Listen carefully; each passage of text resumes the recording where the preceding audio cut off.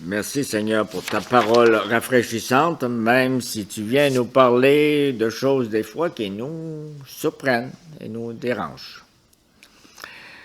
La parole ce matin est dans l'évangile de Matthieu, à la fin de l'évangile de Matthieu, chapitre 24. Nous lisons à partir du verset 36, à la toute fin. Et en réalité, nous nous préparons, comme comme les enfants ont dit tantôt, nous nous préparons pour le moment de la venue de Jésus. La venue de Jésus, on parle de la deuxième venue de Jésus. Il est venu une fois, il est reparti dans son corps glorifié, en nous disant « Je reviens ». Puis nous nous préparons pour son retour. Prions. Seigneur notre Dieu, merci pour ta parole et ton Esprit Saint vient faire vivre ta parole.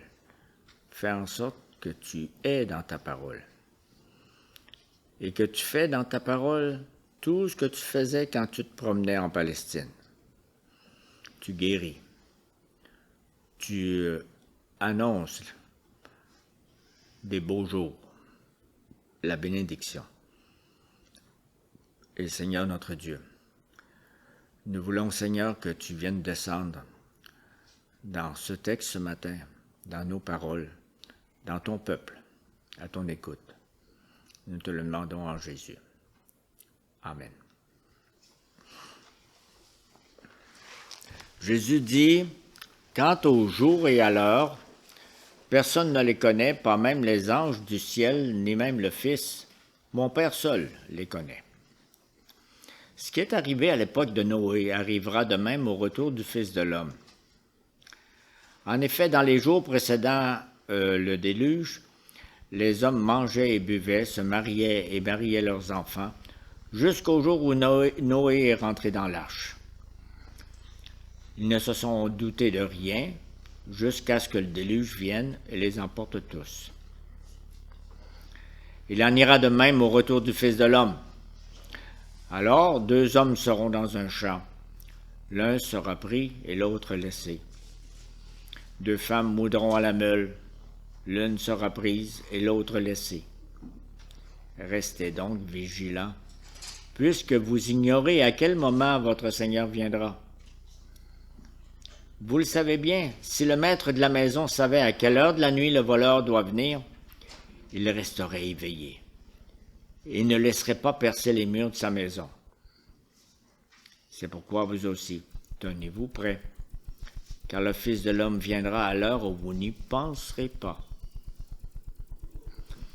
Quel est donc le serviteur fidèle? Ok, je pense qu'on est assez pour aujourd'hui. Merci, c'est un sujet légèrement différent. Voilà. Pompéi. Qui n'a jamais entendu parler de la ville de Pompéi? Si vous vous en rappelez pas, bien sûr, c'était en l'année 79 après Jésus. Moi non plus, j'étais pas là le 24 août de l'année 79. C'était une journée qui avait commencé comme une autre journée, une journée ordinaire à Pompéi. Et les gens allaient à leurs occupations quotidiennes dans les maisons, au marché, au port de cette ville romaine, qui était une ville prospère, d'à peu près 20 000 habitants. À 8 heures du matin, bien précisément, on a remarqué que le volcan, qu'on appelle le Vésuve, situé pas très loin de la ville, avait craché quelques émissions de lave. On en avait l'habitude pour quelques ans. En après-midi, c'est une éruption violente. En moins de 24 heures, la ville de Pompéi et une grande partie de sa population se sont retrouvés ensevelis sous une épaisse couche de lave volcanique. Il y en a plusieurs qui sont allés peut-être à l'exposition qu'on a eue il y a quelques mois au Musée de la Civilisation là-dessus.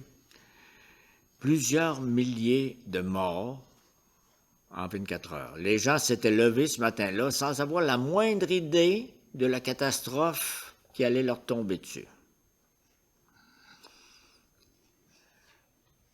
Un survivant aurait pu dire le soir de ce 24 août 79, « J'ai l'impression d'être sur une planète différente de celle sur laquelle je me suis réveillé ce matin. » Tout a changé en une journée. J'ai entendu cette semaine aussi quelqu'un qui disait « Un certain matin du mois de mars 2020, je me suis réveillé sur une autre planète.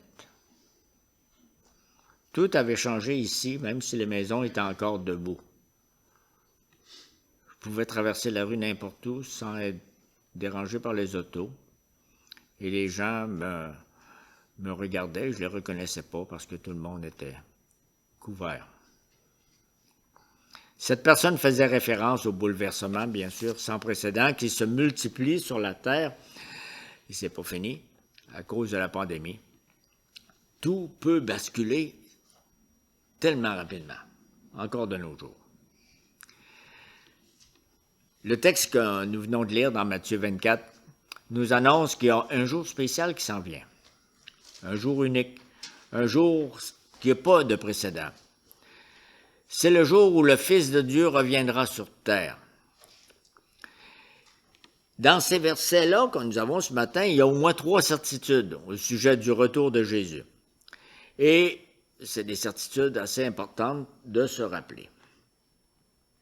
La première, c'est que Jésus reviendra, mais nous ne pouvons pas savoir quand. Au verset 37 et 39 de ce que je viens de lire, il est question au retour du Fils de l'homme. Au verset 42, on écrit « Votre Seigneur viendra ». Et au verset 44, « Le Fils de l'homme viendra ». Ces 3 versets-là font partie d'une série de 319 versets dans le Nouveau Testament qui parlent du retour de Jésus. Donc, c'est une vérité extrêmement bien établie.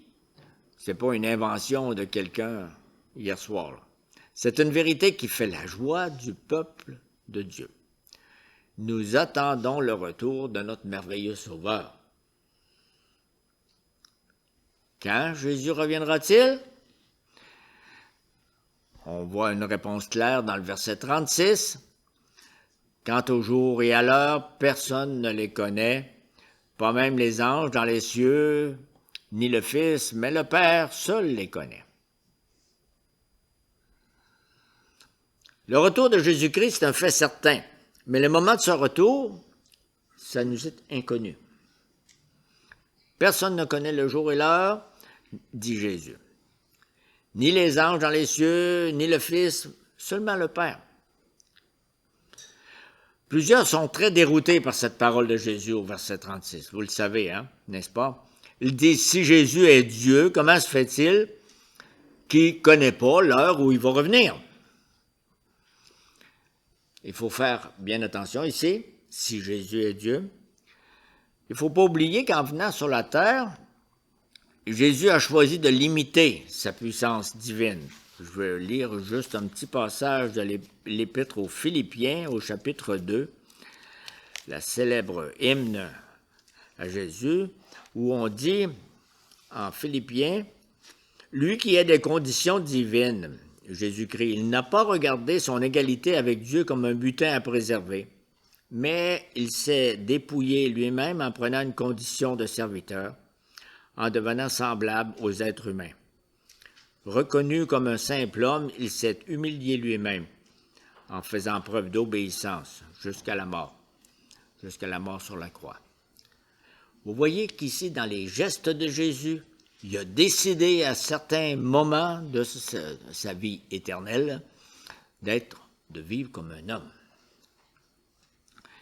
Jésus est omniprésent, omnipotent, omniscient. Il connaît tout, il peut tout. Mais à plusieurs moments de son incarnation, il a choisi de ne pas se servir de ses attributs. Je vais prendre des exemples. Son omniprésence. Jésus serait présent partout, est présent partout, c'est-à-dire sa présence en tout lieu. S'il voulait se rendre à Jérusalem, Jésus, il marchait. avec les autres. Il ne disait pas à ses disciples, à ses apôtres, « Comme je suis omniprésent, je suis déjà rendu à Jérusalem, alors je vais rester ici, je vais vous voir quand vous arriverez à Jérusalem. » Il n'exerçait pas son omniprésence, il marchait. On dit qu'il est omnipotent, et il est omnipotent. Sa toute-puissance. Jésus a eu faim, mais il ne s'est pas servi de son omnipotence pour remplir miraculeusement son estomac vide. Il a mangé à table. Quand il était fatigué, il ne se servait pas de son omnipotence pour revitaliser miraculeusement son corps fatigué, mais il allait dormir. De même ici, en Matthieu 24, verset 36, il ne s'est pas servi de son omniscience. Qu'est-ce que ça veut dire? C'est le fait qu'il sait tout. Si Jésus avait constamment exercé tous ses attributs divins, comment aurait-il pu être un être humain semblable à nous? S'il n'avait connu aucune limitation humaine, son incarnation aurait-elle pu nous sauver? Si sa crucifixion ne lui avait causé aucune douleur, comment aurions-nous pu dire qu'il a souffert pour nous? Jésus est un homme, tout en étant toujours Dieu. Donc ici, Jésus ne savait pas quand il reviendrait. Et il n'avait pas besoin de le savoir. Et nous n'avons pas besoin de le savoir non plus. Pour ce qui est du jour et de l'heure, personne ne les connaît, ni les anges, ni le Fils, mais le Père seul. Malgré ces mots très clairs, nets et précis, répétés, énormément de personnes ont perdu du temps et perdent encore un temps fou à essayer de déterminer sur quelle page de calendrier ils peuvent inscrire ce retour. Ceux qui cherchent à connaître ce jour désirent une connaissance que Dieu le Père a jugé bon de garder secrète. Ils succombent à une curiosité interdite. Et cette curiosité impertinente est une rébellion ouverte contre le Seigneur qui dit non, non, non, non, occupez-vous d'autre chose. C'est un orgueil monstrueux. Je veux connaître et maîtriser ce moment-là. C'est inexcusable et répréhensible, c'est péché. Nous devons absolument réprimer tout désir de vouloir connaître le jour ou l'heure. Si le Fils de Dieu lui-même ne savait pas, qui sommes-nous pour prétendre savoir mieux que lui? Pour qui nous prenons-nous? Nous sommes en train de dire, tu nous as conté des histoires, on ne croit pas ce que tu nous as dit. Et si le Fils lui-même l'ignore, ceux qui le suivent doivent demeurer dans cette ignorance joyeuse,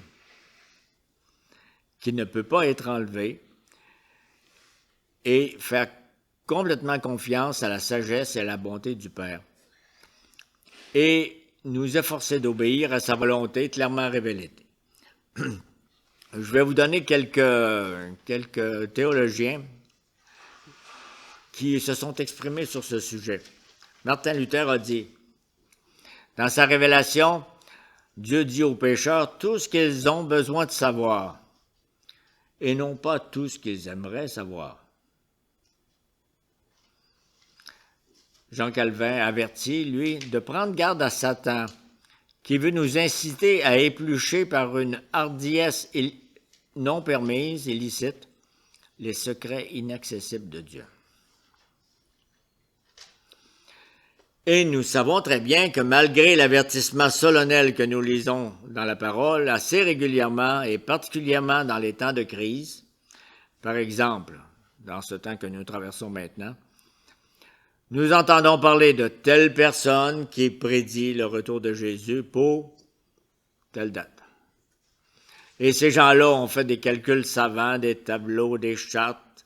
Ils ont scruté ce qui se passe au Moyen-Orient, toutes sortes d'indices pour arriver à des spéculations qui se révèlent et se révéleront toujours fausses. Parce que le point de départ est faux. Chercher à savoir ce qui est impossible de savoir. Ces personnes prétendent connaître un calendrier que le Fils de Dieu lui-même ignore. Tout calcul sur le retour du Seigneur se révèle tôt ou tard une erreur de calcul. Un autre théologien que je trouve utile de citer, c'est Charles Spurgeon. Vos spéculations sur le nombre de la bête, vos devinettes sur les événements des nations, l'avenir de tel ou tel État, ou vos conjectures sur l'identité de l'Antéchrist, je me permets de les regarder comme de pures balivernes quand les hommes meurent et l'enfer se remplit. Avec son expression caractéristique, il dit « Je préfère arracher un seul tison du feu de l'enfer que de me faire couronner dans l'arène de la controverse théologique. Béni soit le ministère dont Christ est le centre et la somme. » Vous avez compris son expression, je préfère sortir un seul âme de l'enfer que d'être couronné comme le meilleur théologien parce que j'ai dit des choses que les autres ne savaient pas. Et il ajoute que les problèmes complexes et les arguments qui sont relatifs au millénium, les 1000 ans, ne touchent pas vraiment les gens.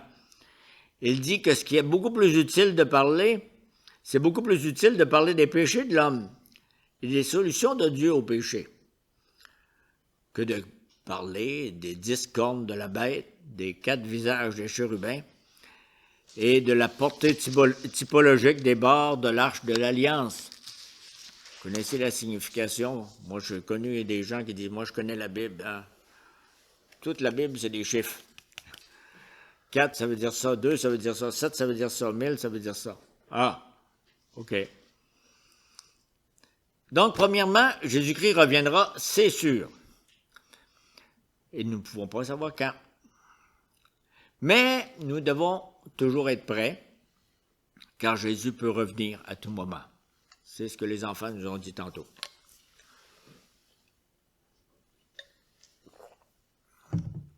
Ceux qui n'étaient pas prêts pour l'hiver, cette semaine, ils connaissent cette vérité.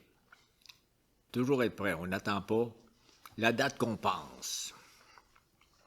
Dieu nous laisse volontairement dans l'ignorance au sujet du moment du retour de notre Sauveur pour que nous demeurions constamment dans la vigilance. Parce que nous ne savons pas quand il reviendra, nous devons toujours être prêts chaque jour, chaque heure. Et dans les versets qui suivent, 37 à 41, Jésus utilise 2 images pour souligner cette nécessité d'être toujours prêt. D'abord, une image tirée de la vie de Noé, et ensuite une image tirée de la vie sur la ferme. D'abord, Noé, qu'est-ce qui est arrivé? Regardons celle qui est tirée de la vie de Noé au verset 37, 38, 39.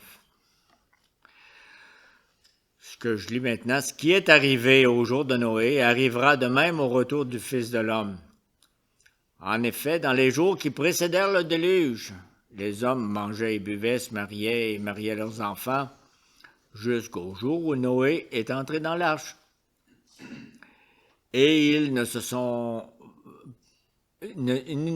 doutés de rien, jusqu'à ce que le déluge vienne et les emporte tous.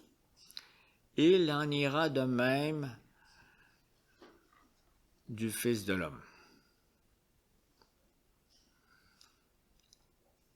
Il y a des gens qui pensent que quand Jésus reviendra, presque tout le monde sera converti.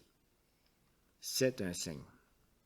Non, dit Jésus, mais le monde sera comme à l'époque de Noé. Insouciant, négligent Dieu, pas prêt, pas converti, pas préparé, n'écoutant pas les avertissements qui viennent du Seigneur.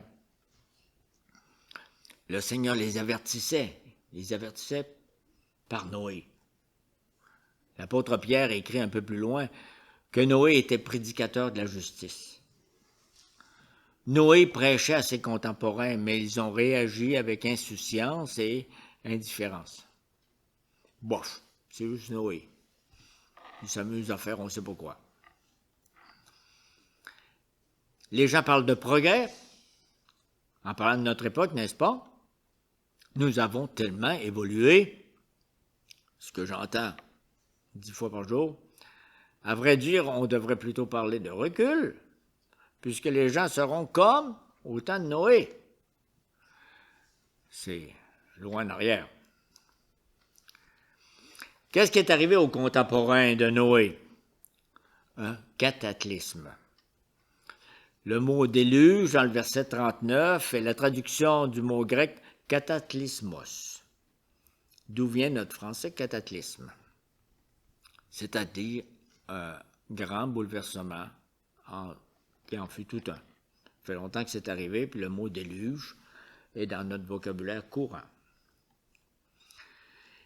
Ils ne se sont doutés de rien, dit le verset 39.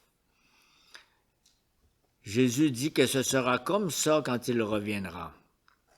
Les gens vaqueront à leurs occupations habituelles, ils partageront un repas, participeront à des mariages, sans avoir la moindre idée de ce qui est sur le point de se produire.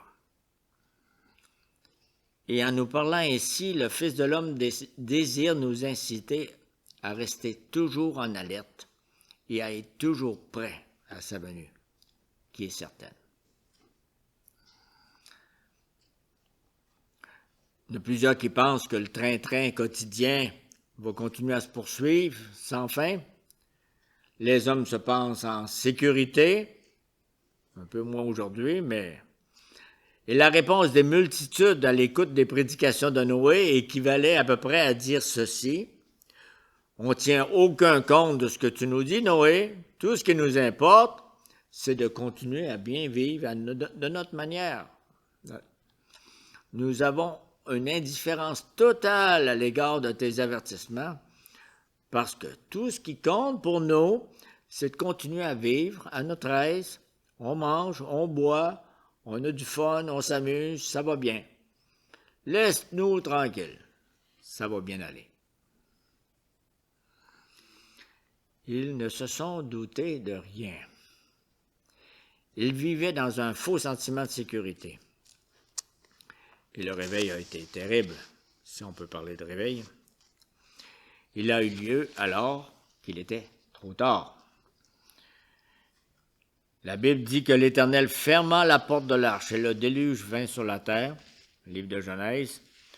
Tous périrent sauf Noé et sa famille, ceux qui avaient choisi de faire ce qu'ils avaient entendu de Dieu. Regardons maintenant une autre image qui est tirée de la vie sur la ferme, au verset 40 et 41. Et ces versets-là disent « Alors, 2 hommes seront dans un champ, l'un sera pris et l'autre laissé. 2 femmes moudront la meule, l'une sera prise et l'autre laissée. » Être pris, ici, les mots qui sont utilisés signifient être pris par une action violente, être enlevé, être détruit ou être tué. C'est très violent. Au verset 39, il est dit de ceux qui n'ont pas écouté Noé, on revient à l'histoire précédente, jusqu'à ce que le déluge vienne et les emporte tous. On devrait traduire au verset 40, l'un sera pris et l'autre laissé. Donc c'est le même sens d'être emporté et d'être pris, puisque c'est le même verbe dans les 2 versets. Donc, après le déluge, Noé et sa famille ont été laissés sur la terre, le mal a été enlevé, et la famille de l'Alliance a été laissée derrière avec la bénédiction de Dieu. Jésus donne ensuite, après ces 2 exemples-là, un ordre qui résume bien ce que nous considérons ce matin. Verset 42. « Restez donc vigilants, puisque vous ignorez à quel moment votre Seigneur viendra. » Ça, c'est pour nous. C'est pas pour les gens de l'époque de Noé. La leçon est très claire. Mais pour que ce soit encore plus clair, Jésus ajoute une petite parabole, étonnante petite parabole, versets 43 et 44. Sachez-le bien, si le maître de la maison savait à quelle heure de la nuit le voleur doit venir, il resterait éveillé et ne laisserait pas percer sa maison. C'est pourquoi vous aussi, tenez-vous prêts, car le Fils de l'homme viendra à l'heure où vous n'y penserez pas. Pensez-y maintenant, parce que vous ne savez pas le moment. Cette mini-parabole compare le caractère imprévisible du retour de Jésus à la venue imprévisible du voleur dans la nuit. Le voleur n'avertit pas en envoyant un courriel à l'avance. « Bonjour, je me présente, je suis un voleur numéro... je prévois aller voler chez vous ce soir à telle heure. Cachez bien tous vos objets, parce que je m'en viens, en plus. » Les voleurs surgissent quand on ne s'y attend pas. Et notre Sauveur nous exhorte donc à toujours veiller, à être toujours prêt. Mais qu'est-ce que ça veut dire? Veiller et être toujours prêt. Je ne peux plus me coucher à chaque soir. Nous avons vu, premièrement, que Jésus reviendra, c'est certain. Mais on ne peut pas savoir quand. Deuxièmement, nous devons toujours veiller et être prêts, parce que Jésus peut revenir à tout moment. Mais quand Jésus dit veiller, le troisième point que vous avez, qu'est-ce que ça veut dire au juste veiller? Hors de tout doute, nous savons que ça ne veut pas dire d'essayer de déterminer la date de son retour. Au moins, on connaît, allons-y par la négative, c'est pas ça. Alors, qu'est-ce que ça veut dire? Allons voir dans les épîtres que les apôtres nous ont écrits pour nous aider à répondre à la question. Parce que Paul, Pierre et Jean, les trois apôtres, ont utilisé l'image du voleur, le voleur qui vient à l'improviste, et ils ont pris cette image-là pour parler du retour du Seigneur Jésus. Et ils en ont tiré des applications pour nous autres, le peuple de Dieu, de tous les temps. Qu'est-ce que ça veut dire veiller? On peut dégager 4 éléments. Veiller signifie vivre dans la foi. Je prends un extrait de l'épître de Paul aux Thessaloniciens, chapitre 5, verset 2. Vous savez vous-même parfaitement que le jour du Seigneur viendra comme un voleur dans la nuit. 1 Thessaloniciens 5. Quand les hommes diront paix et sécurité, c'est alors que soudainement la ruine fondra sur eux, comme les douleurs sur la femme enceinte, et ils n'échapperont point. Mais vous, frères, vous n'êtes pas dans les ténèbres pour que ce jour vous surprenne comme un voleur. Ah! Ne dormons donc pas comme les autres, mais veillons et soyons sobres. Revêtons la cuirasse de la foi. Intéressant.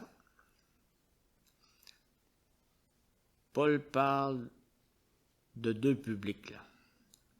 Vous, frères, vous savez plus que les autres, faites mieux que les autres qui s'en fichent. Paul disait aussi aux Corinthiens, 1 Corinthiens 16, « Veillez, demeurez fermes dans la foi. » Donc, veiller signifie vivre dans la foi. La Bible dit, sans la foi, il est impossible de plaire à Dieu. L'Épître aux Hébreux. Impossible sans la foi. Le Seigneur nous appelle à vivre dans la foi en lui. Et là, ici, je ne parle pas d'une foi qu'on appelle purement intellectuelle. On en rencontre à tous les jours. Je ne parle pas de monsieur, madame, moi je crois, mais je ne pratique pas. Je ne parle pas de ça du tout. Je parle d'une foi qui est la confiance du cœur que l'Esprit produit en nous par l'Évangile. Cette confiance qui nous assure que Dieu nous accorde le pardon des péchés par le seul mérite de Jésus. Une vraie foi. Et cette vraie foi, elle produit des fruits d'obéissance à Dieu, des fruits tangibles. Plusieurs professent la foi, mais ils ne la possèdent pas. Excusez. L'apôtre Paul écrit ailleurs à Tite, ce que nous avons lu tantôt, « Ils font profession de connaître Dieu, mais ils le renient par leurs œuvres. » Ça, on connaît ça même dans nos vies. Paul écrit aussi, « Examinez-vous vous-même pour voir si vous êtes dans la foi. » Deuxième aux Corinthiens. Il est écrit dans Marc 16 qu'après sa résurrection, Jésus a reproché à ses apôtres leur incrédulité parce qu'ils n'avaient pas cru ceux qu'il avait vus ressusciter. Ça s'adresse à beaucoup de monde, ça, manquer de foi. Le Fils de l'homme veut qu'on lui fasse entièrement confiance en tout temps et pour toutes choses. C'est pour ça qu'il a dit, Luc 18, « Quand le Fils de l'homme viendra, trouvera-t-il la foi sur la terre? » Donc, première chose, veiller, ça veut dire vivre dans la foi. Ça veut dire aussi vivre dans la repentance. Et je m'appuie là-dessus sur un extrait de l'Apocalypse au chapitre 3. L'apôtre Jean écrit, « Rappelle-toi donc comment tu as reçu et entendu la parole, garde-la et répands-toi. Si tu ne veilles pas, je viendrai comme un voleur, et tu ne sauras point à quelle heure je viendrai te surprendre. » Ici, veiller signifie vivre dans la repentance. De quoi le Seigneur vous demande-t-il de vous repentir ces temps-ci? Si vous ne faites pas ce geste de repentance, vous n'êtes pas en train de veiller. Troisième point, veiller signifie vivre dans l'amour. Encore une fois, l'apôtre Paul, comme j'ai dit, on s'amuse à faire le tour des épîtres. On est en 1 Thessaloniciens 5, comme on était tantôt. Il dit aux Thessaloniciens au verset 2, « Vous savez vous-même parfaitement que le jour du Seigneur viendra comme un voleur dans la nuit. Vous n'êtes pas dans les ténèbres pour que ce jour vous surprenne comme un voleur. Veillons et soyons sobres, revêtons la cuirasse de l'amour. » Veiller, c'est vivre dans l'amour. Le même apôtre Paul l'avait dit aux Corinthiens, « Veillez que parmi vous tout se fasse avec amour, 1 Corinthiens 16. » Tout. Pas de paroles dures, blessantes, jamais. Pas de pointe accusatrice. Pas d'animosité ni de mauvaise humeur. Pas de mensonge, pas d'égoïsme. Et là, je prends une parole qui vient de l'épître, la première épître de Jean. « Veillez que parmi vous tout se fasse avec amour. Celui qui n'aime pas et n'a pas connu Dieu. Et celui qui n'aime pas n'a pas connu Dieu, car Dieu est amour. » Donc, troisième façon de déterminer c'est quoi veiller, ça veut dire vivre dans l'amour. Si nous ne vivons pas dans l'amour, on n'est pas en train de veiller. Veiller signifie aussi, en plus de vivre dans la foi, dans la repentance, dans l'amour, vivre dans la sainteté. Si je prends une parole de la deuxième épître de Pierre, « Le jour du Seigneur viendra comme un voleur », on l'a entendu tantôt, « Combien votre conduite et votre piété doivent être saintes. » 2 Pierre 3. Autrement dit, détournez-vous sans tarder de tout péché. Par la puissance du Saint-Esprit, ayez une piété authentique, vigoureuse, qui vous fait ressembler de plus en plus au Fils de Dieu. Harmonisez votre vie au maximum avec la Bible, même dans les moindres petites choses. Vivez maintenant ce qui vous attend plus tard. La Bible dit, Hébreux 12, « Recherchez la sanctification sans laquelle personne ne verra le Seigneur. Si nous ne faisons aucun véritable effort pour mettre à mort notre nature terrestre, nous ne sommes pas en train de veiller. » Je conclue avec une petite histoire, parabole qui n'est pas de la Bible. Un professeur a annoncé à sa classe qu'il devait partir pendant plusieurs semaines. Et là, c'était à l'école primaire, hein, il a offert de donner un prix à l'élève dont le pupitre serait le plus en ordre à son retour. Mais il n'a pas dit quel jour il reviendrait. Comme c'était un gros prix, chaque enfant était déterminé à avoir le prix, y compris une petite fille dont le pupitre était habituellement tout en désordre, tout pêle-mêle. Et là, ses compagnons, les voisins de classe, ils se sont commencés à se moquer en disant « Marie, tu gagneras jamais, regarde ton bureau comme c'est sale. » Et Marie a répondu « J'ai l'intention de le nettoyer chaque lundi, à partir d'aujourd'hui. » Puis là, quelqu'un est venu dire à Marie « Puis si le professeur revient à la fin de semaine? » « Alors, je vais le nettoyer chaque matin, dit Marie. »« Ah ouais? » Mais là, quelqu'un qui arrive, il dit « Mais le professeur pourrait revenir en fin de l'après-midi. » Puis là, la petite fille a commencé à penser à ça. Elle dit « Comment je vais faire? » Puis, de façon résolue, elle a dit « OK, je sais ce que je vais faire. Je vais tout simplement le garder toujours propre, bien en ordre. » Elle a compris. Elle a compris. C'est pas quelque chose qu'on fait comme « Ah, je vais étudier parce qu'il y a un examen. » Non, on ne sait pas quand c'est l'examen. On ne sait pas quand le professeur va revenir. On doit toujours être prêt. Notre Sauveur pourrait revenir à tout moment. Alors, soyons tout le temps prêts. Par sa grâce, vivons dans la foi, dans la repentance, dans l'amour et dans la sainteté. Et quelle joie extraordinaire ce serait d'accueillir notre Sauveur en cette journée pas mal ordinaire. Peut-être qu'il reviendra aujourd'hui. Êtes-vous prêts? Êtes-vous prêts? Amen.